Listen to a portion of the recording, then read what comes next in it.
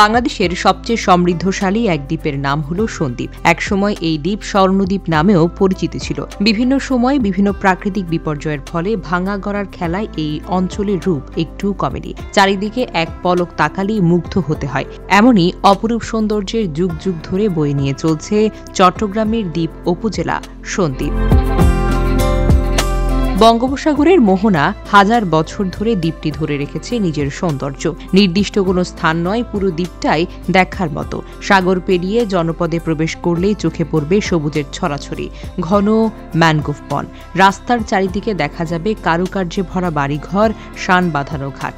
কোনো কোনো বাড়ির পাশে আবার দেখা যাবে পানের বড় চোখ।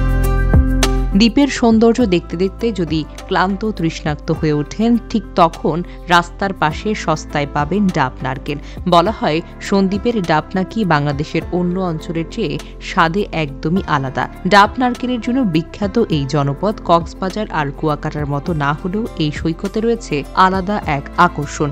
খুব ভোরে আর বিকেলে এই সৈকতটি অপরূপ সুন্দর হয়ে ওঠে। বিকেলে সূর্যের আলোয় দ্বীপ আছড়ে পড়া হয়, জল ছড়ায় সোনালি আভা।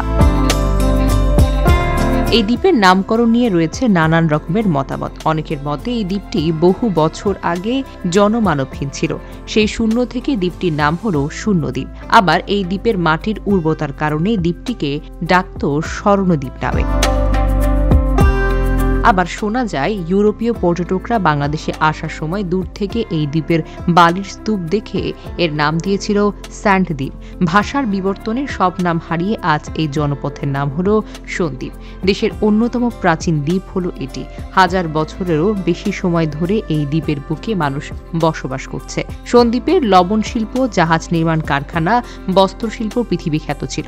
ইউরোপের উপকূলীয় এলাকায় অবস্থিত হওয়ায় পৃথিবীর বিভিন্ন অঞ্চলের ভ্রমণকারীরা এই অঞ্চলে এসে জাহাজের নোঙর করতেন। এই দ্বীপ ভ্রমণের সময়কার স্মৃতি নিয়ে কাজী নজরুল ইসলাম তার মধুবালা গীতিনাট্য রচনা করেছেন। সন্দ্বীপ এককালে কম খরচে মজবুত এবং সুন্দর জাহাজ নির্মাণের জন্য পৃথিবী বিখ্যাত ছিল। ইউরোপের বিভিন্ন এলাকায় এই জাহাজ রপ্তানি করা হতো। তুরস্কের সুলতান এই এলাকার জাহাজের প্রতি আকৃষ্ট হয়ে এখান থেকে বেশ কিছু জাহাজ কিনেও নেন। দেশে ভাগ হওয়ার আগে অখণ্ড ভারতবর্ষের মধ্যে সন্দ্বীপ ছিল একটি সমৃদ্ধশালী বন্দর। তবে শুধু ইতিহাস নয়, এখনও মানুষের কাছে একই রকম সমৃদ্ধ এই অঞ্চলটি।